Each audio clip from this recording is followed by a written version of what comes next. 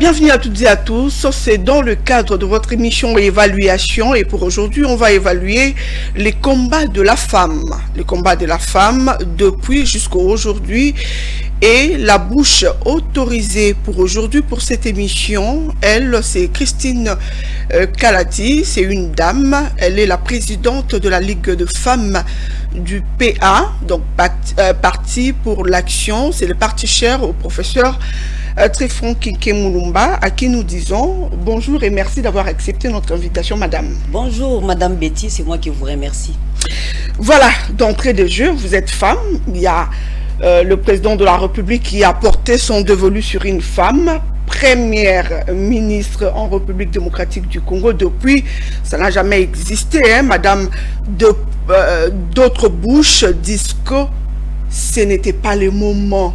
D'abord, cette nomination, comment l'avez-vous reçue, mais également par rapport à ceux-là qui disent que ce n'était pas le moment, êtes-vous d'avis?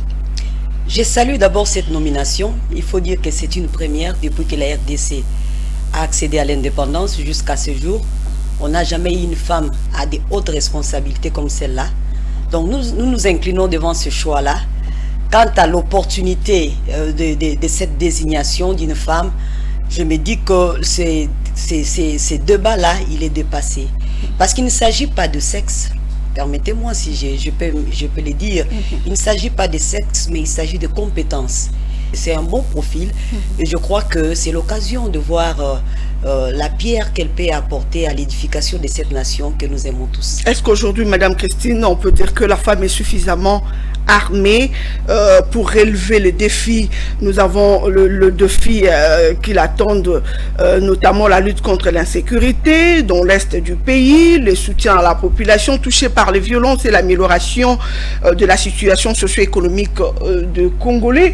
Est-ce qu'une femme aujourd'hui est suffisamment armée pour faire face à ces défis-là? Le problème, c'est qu'on a eu des hommes qui sont passés à ce poste-là, mais jamais cette question-là n'a été posée de la sorte, de cette façon-là. Je pense que le problème de dire est-ce que cette femme sera à la hauteur des défis, moi j'ai dit oui. Si elle a le profil qui correspond, et je pense qu'il y a lieu qu'elle fasse preuve de compétences et qu'elle puisse nous aider à relever les défis de l'insécurité et de tous les autres problèmes que nous pouvons avoir. Donc je voudrais vraiment que les téléspectateurs qui nous suivent se disent, ce n'est pas un problème de femme ou de homme, c'est un problème de compétences. Et là-dessus, donnons-lui la chance et je crois qu'elle peut apporter un plus. Et Bientôt c'est la sortie du gouvernement parce que nous avons déjà le Premier ministre. Quelles sont vos attentes par rapport à ce gouvernement qui va bientôt apparaître? Ma première attente en tant que...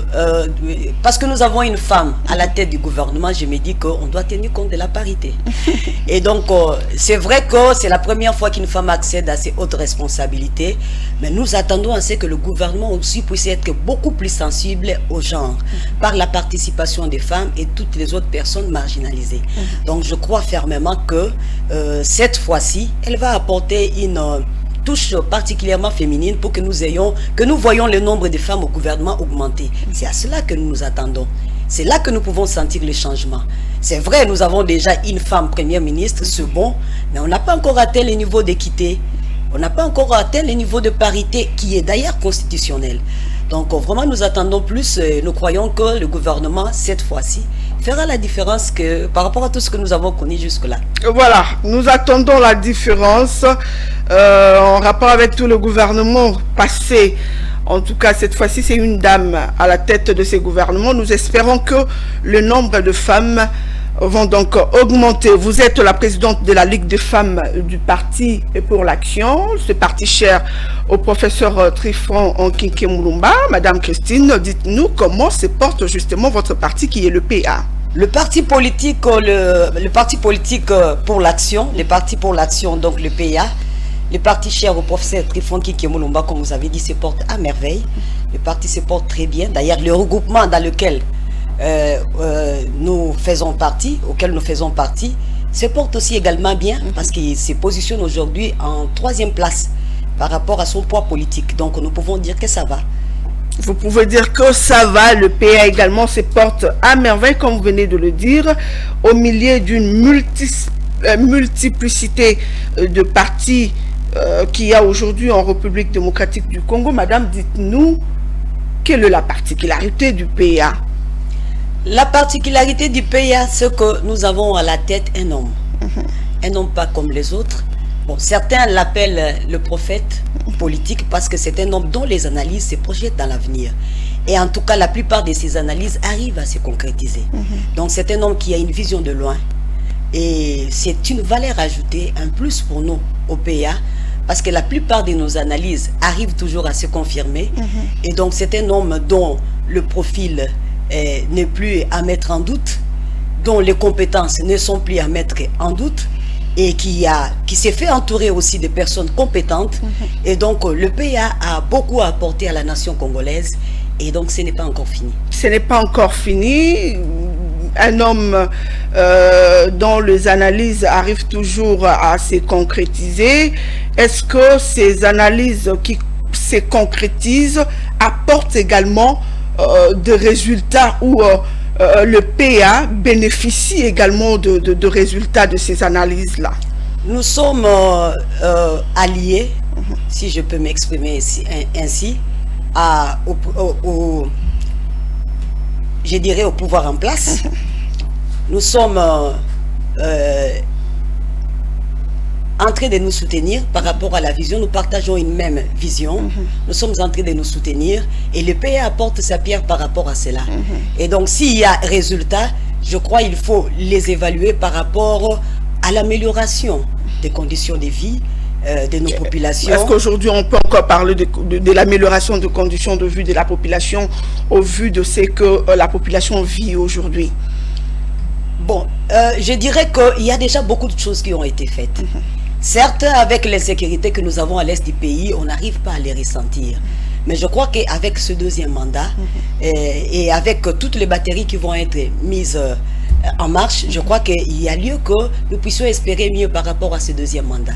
Voilà, nous pouvons espérer mieux par rapport à ce deuxième mandat. Madame Christine, est-il vrai, on l'a toujours dit, hein, qu'on n'est pas femme, mais on le devient. Quelle est votre compréhension lorsque vous entendez cela? Tout à fait. Si l'on dit que l'on est femme parce qu'on est de sexe féminin... Déjà, s'il faut contextualiser dans le cadre de votre parti politique, comment vous comprenez cela? C'est ce que je disais tantôt. Être femme, c'est-à-dire une personne de sexe féminin, ne suffit pas pour dire qu'on est femme. Je crois qu'il faut encore faire preuve de beaucoup de sens de responsabilité, prendre conscience de ce que l'on est et voir comment l'on peut apporter sa spécificité de femme dans tout ce que nous faisons, que ce soit dans notre parti politique. Et je crois qu'en ce qui concerne le PA, les femmes l'ont compris. Les femmes, cette fois-ci, se sont mobilisées. Les femmes ont été au four et au moulin par rapport aux élections passées.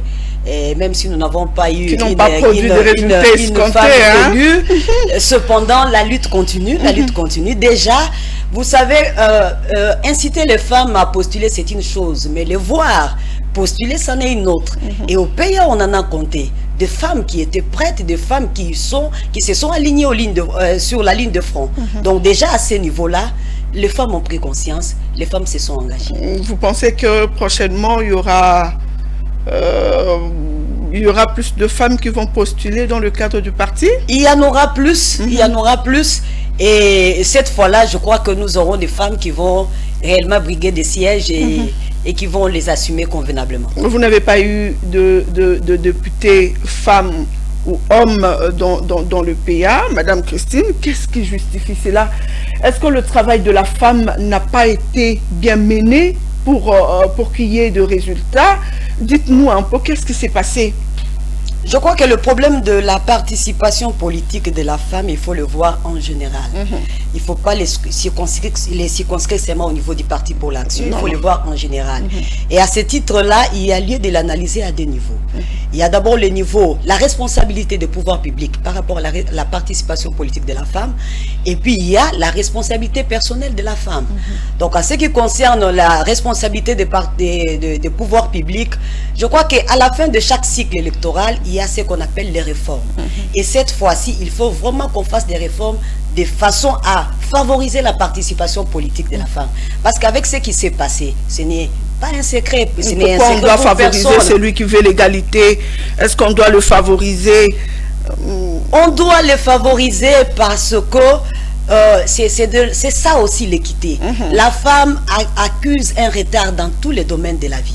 Que ce soit dans le domaine éducationnel, que ce soit dans le domaine de la santé, dans le domaine de l'économie, plus encore dans les domaines politiques. La femme accuse beaucoup de retards. Et donc, pour combler ces retards-là, il y a lieu de recourir à certaines recettes qui peuvent encourager la participation politique de la femme, puisqu'il s'agit de la participation politique. Donc, je disais que à la fin du cycle électoral, il y aura des réformes et cette fois-là, je pense qu'on pourra tenir compte de certaines recettes auxquelles on pourra recourir pour encourager, inciter la participation politique de la femme.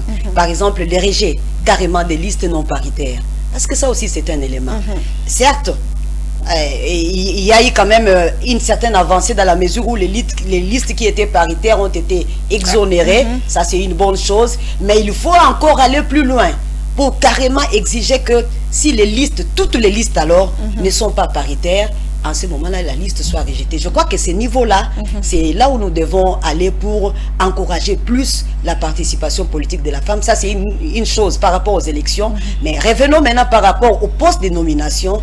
Nous disons que la parité est constitutionnelle et nous croyons que les pouvoirs publics, nous croyons que le président de la République, parce que c'est lui la haute autorité du pays, nous croyons que d'ailleurs, c'est un homme qui a fait beaucoup de preuves de sensibilité au genre. En tout cas, nous lui jetons des fleurs par rapport à cela.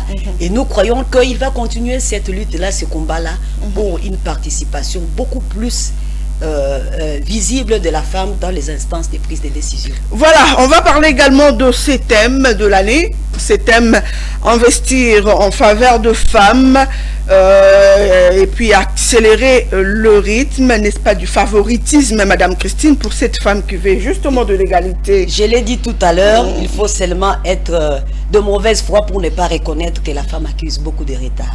Et donc, par rapport à ces retards-là, il y a lieu d'investir dans la femme, d'accélérer les rythmes. Parce que si nous voulons le développement, il n'y en aura pas aussi longtemps que les femmes ne participent pas convenablement. Vous vous imaginez plus de 50% de la population rester en arrière et nous parlons de développement, ce n'est pas possible. Ce serait vraiment utopique que de parler du développement dans ce contexte-là. D'où il y a lieu de faire participer les femmes au maximum pour qu'ensemble nous allions vers ce développement auquel nous tendons tous. Comment faites-vous justement dans votre parti lorsqu'on parle d'investir dans la femme ou dans la jeune fille? Vous avez également de jeunes filles, n'est-ce pas, dans votre parti ou dans de partis politiques, s'il faut généraliser. Comment faites-vous, vous, en tant que présidente de la Ligue des femmes, pour justement investir? Vous investissez en faisant quoi précisément? Investir dans les femmes à ce qui nous concerne, par exemple, nous avons des actions que nous menons sur terrain par rapport aux femmes. Et lorsque nous parlons investir, il y a plusieurs éléments qui entrent en compte. Il faut aussi tenir compte de l'autonomie économique de la femme. Même quand nous parlons politique, là, il n'y a pas politique sans argent. Donc nous essayons d'inciter les femmes à pouvoir atteindre cette autonomie économique-là, et que ce soit au niveau de l'intérieur comme au niveau de Kinshasa, dans nos différentes fédérations, nous avons un travail que nous avons commencé à mener avec nos points focaux. Nous incitons les femmes à commencer un petit commerce, à commencer des petites activités qui puissent leur accorder une certaine autonomie. Nous incitons les femmes, nous luttons contre ces vieux credos qui voudraient que la femme ne construise rien, qui voudraient que la femme voie que c'est impossible pour elle d'émerger. Alors, avec nos enseignements, avec nos sensibilisations, nous disons à la femme que c'est le moment. Toutes ces coutumes-là, toutes ces us et coutumes, ces traditions rétrogrades qui pensaient que la femme n'a pas de place là où il faut parler politique, qui pensaient que la femme n'a pas de place dans la gestion de la communauté, nous disons que c'est dépassé. C'est archi faux. Et d'ailleurs, la loi condamne cela.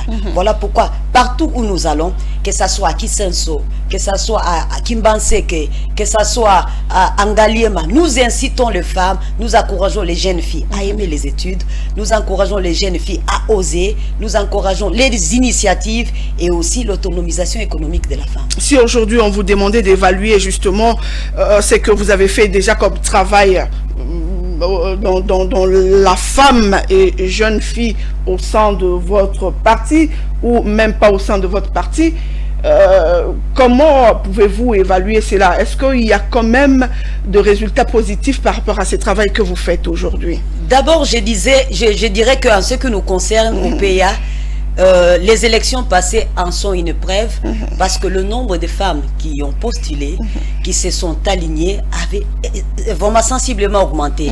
Il y a le seuil qui nous a cassé, il y a l'histoire des regroupements qui nous ont cassés, qui a fait que finalement on ne prenne pas toutes les femmes.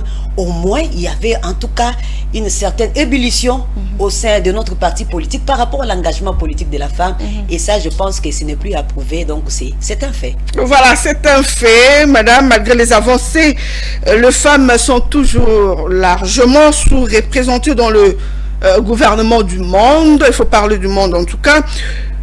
Que faire pour changer cela?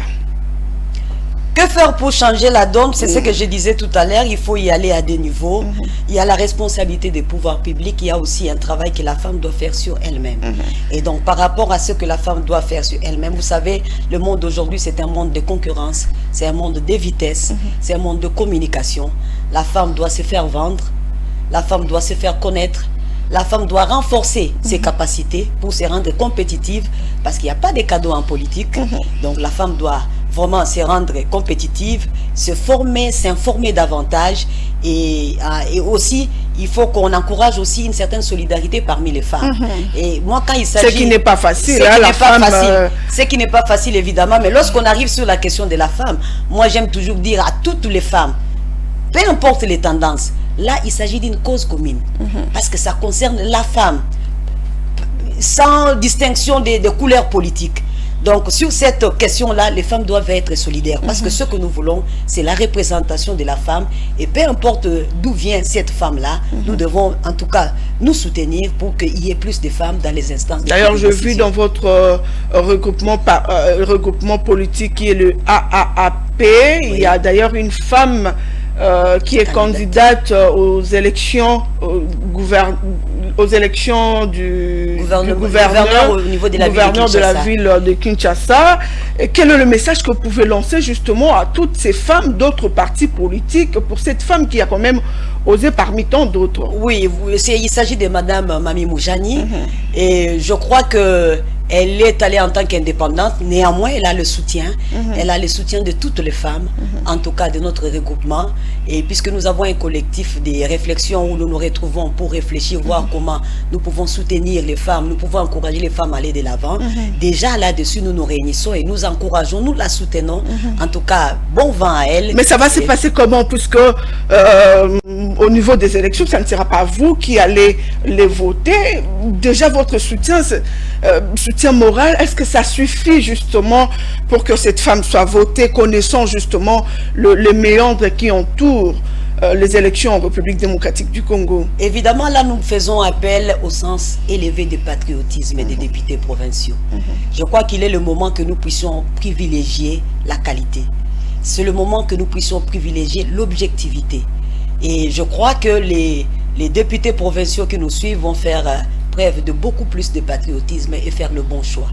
Je pense que c'est ce qu'il faut dire. Voilà, les élections, on en parle également. La CENI devrait en principe organiser les élections à Massimanimba et dans une autre ville, mais jusque-là, elle ne s'est pas encore prononcée. Avant de parler justement de ces élections où le pays a été fouetté avec l'invalidation de son président historique, le professeur Trifon Kinké Moulumba, c'est comme ça qu'il aime qu'on l'appelle.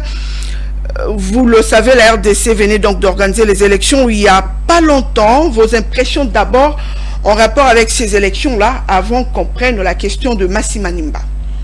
Oui, nous attendons, en fait, ce que je peux dire par rapport aux élections, je voudrais saluer l'engagement du peuple congolais. Parce que c'est vrai que vous avez vu comment se sont déroulées les élections, mais le peuple était mobilisé.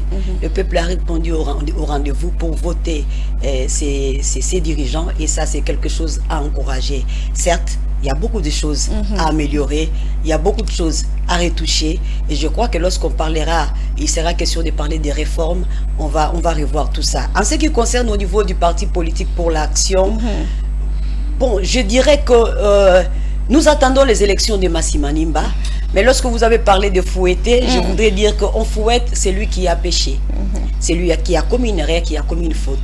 En ce qui concerne le pays, il n'en était pas le cas. Il n'en était pas le cas, nous avons les mains propres. Et là, je voudrais paraphraser lui-même le professeur Trifon Kinké Moulumba qui a dit que peu importe le nombre de démons ou de sorciers, ils n'entraîneront jamais, jamais un saint en enfer, puisque nous avons les mains propres. Et donc, nous ne nous considérons pas du tout comme étant avoir été fouettés. Et nous croyons que d'ailleurs, la réorganisation des élections, c'est pour nous une occasion de montrer à la face du monde que nous avons le soutien de Massi Manimba. Nous avons le soutien du peuple de Massi Manimba qui se reconnaissent dans le professeur Trifon Kinké Moulumba et qui va le prouver une fois de plus. Donc nous attendons le calendrier réaménagé que la CENI va publier. Et d'abord, déjà, nous avons toutes nos batteries en marche. Et vivement les élections à Massi Manimba, parce que c'est un droit inaliénable pour un peuple que de se choisir ses représentants. Vivement les élections à Massi Manimba. Comment se prépare justement la femme PA pour soutenir son autorité morale, qui est le professeur Trifon Kinké Moulumba, et d'autres candidats, parce qu'il ne sera pas le seul candidat du parti. Oui, il y a d'autres candidats parce que Massi Manimba a 8 sièges pour les députés provinciaux et puis il y a 5 sièges pour la députation nationale. Donc nous allons faire une bonne moisson et nous nous préparons en conséquence. Déjà, les femmes de Massi Manimba sont déjà à l'œuvre. Les différentes stratégies sont en train d'être mises en place. Je ne vais pas les divulguer ici, évidemment. Mais sachez que nous nous préparons et nous nous préparons, donc ça va aller. Vous attendez à quoi cette fois-ci? Pourquoi pas avoir 3 sièges à la députation nationale?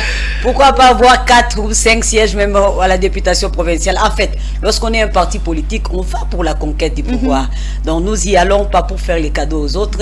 Nous allons en tout cas nous battre, nous allons mouiller les maillots pour vraiment marquer notre présence à Massi Manimba. À Massi Manimba, plusieurs personnes en tout cas parlent en Kikongo. Est-ce que madame peut lancer un message dans ce sens à Kikongo afin d'atteindre un plus grand nombre de population?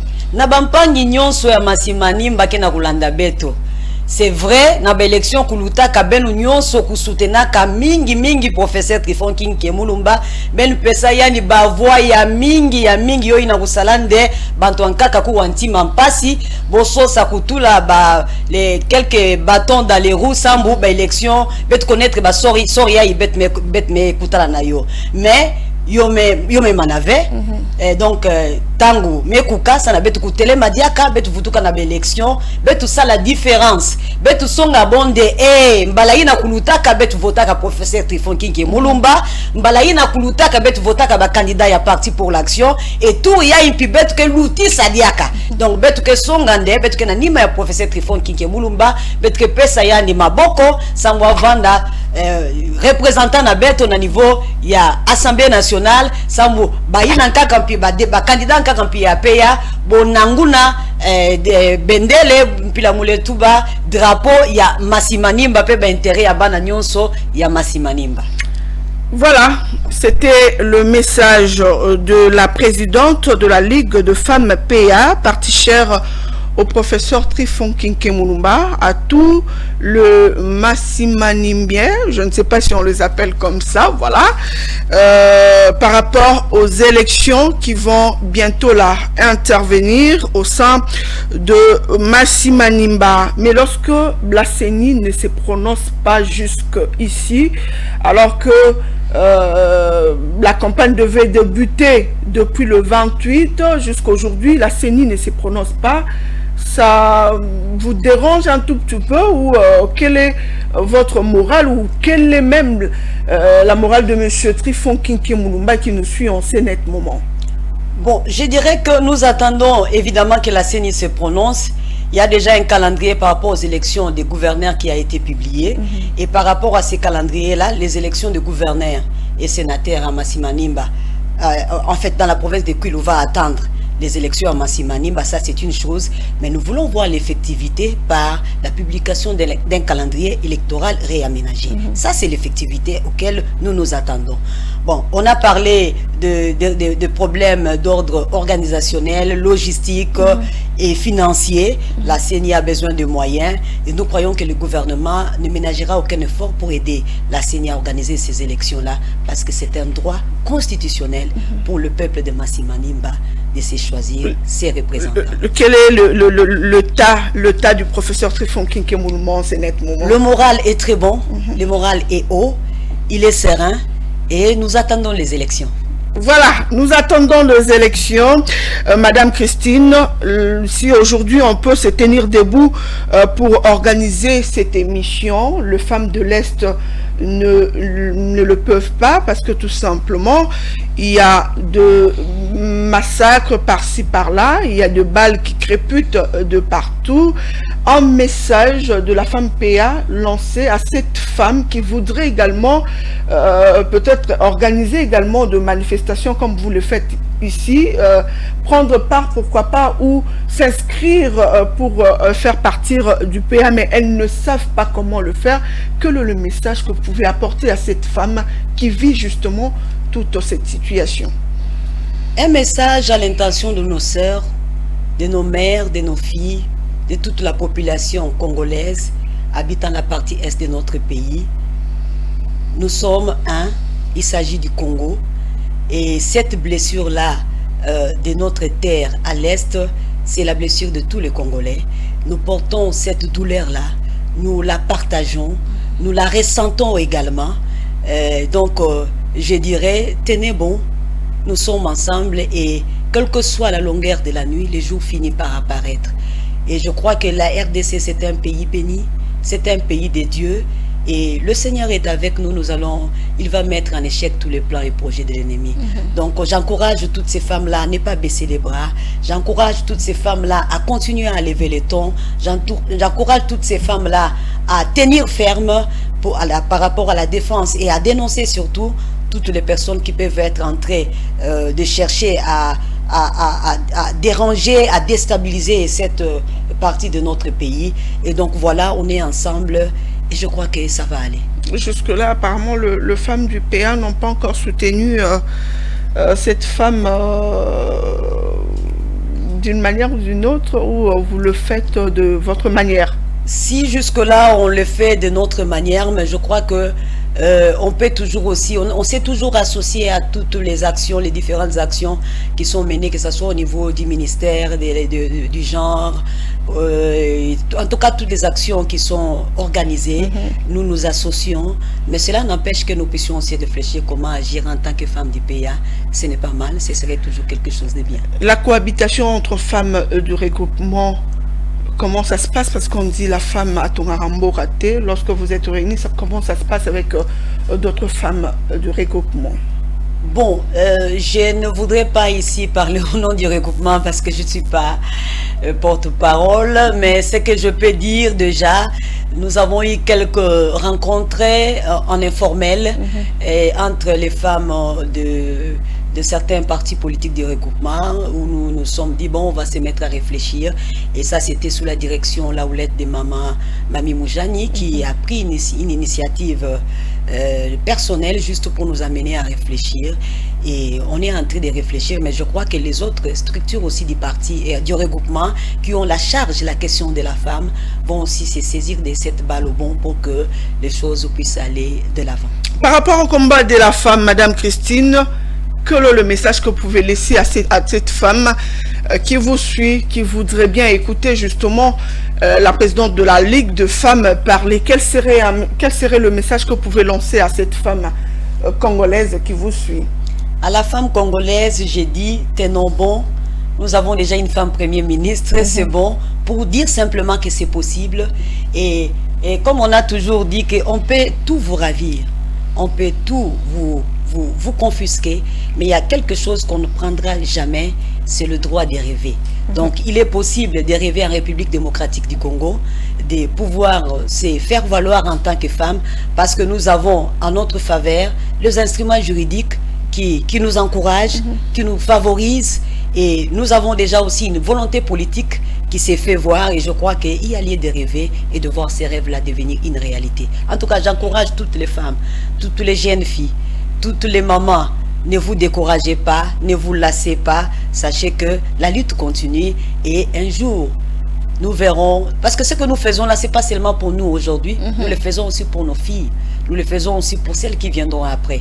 Et donc par rapport à cela, courage, continuons Et je crois que l'avenir est prometteur. Que doit-elle faire justement pour adhérer au PA qui est dans le parti dont vous êtes aujourd'hui la présidente? Que doit-elle faire pour adhérer à ces partis? C'est facile, nous avons nos fédérations et nous avons les responsables des fédérations.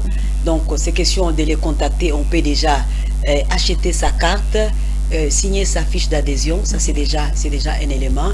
Et toutes les autres tous les autres responsables de notre parti, que ce soit au niveau des provinces, il est seulement question de s'en approcher, de solliciter sa fiche d'adhésion qui est d'ailleurs gratuite. On sollicite sa fiche d'adhésion, on achète sa carte et voilà, c'est fait. Perspective d'avenir? Perspective d'avenir, nous voulons voir, nous espérons, nous appelons de tous nos voeux de voir les femmes PA dans les postes de responsabilité où elles peuvent faire preuve de compétences, où elles peuvent lever haut l'étendard de notre parti politique. Nos perspectives d'avenir, c'est que nous puissions réellement contribuer efficacement à l'amélioration des conditions de vie de nos populations partout où nous nous retrouvons. On dit que la femme dans un parti politique est là seulement comme les béquilles pour aider justement le président à aller de l'avant et après on l'oublie. Est-ce le cas également pour le PA? Le professeur Truffaut Kinké Mulumba, lorsqu'il est bénéficiaire d'un poste, est-ce qu'il regarde également la femme qui chemine avec lui? Il regarde la femme. D'ailleurs, si je peux me permettre, il y a dernièrement son cabinet qui a été composé à 50% de femmes, 50% d'hommes. Wow. Wow. Nous étions nous-mêmes étonnés, surpris. C'est un homme qui maîtrise déjà toutes ces notions-là, genre, parité. En tout cas, il en est sensible.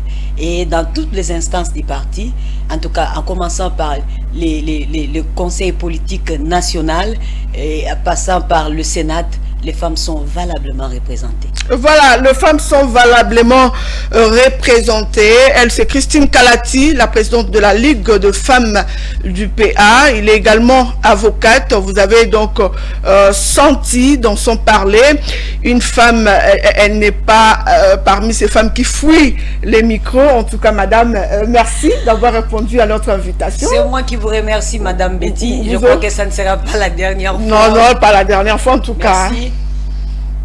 Nous sommes disponibles. Voilà. Elles sont disponibles. Mesdames et messieurs, c'était évaluation et nous avons évalué les combats de la femme avec la présidente de la Ligue des femmes. Nous avons également parlé de leur parti politique puisqu'elle fait partie d'un parti politique.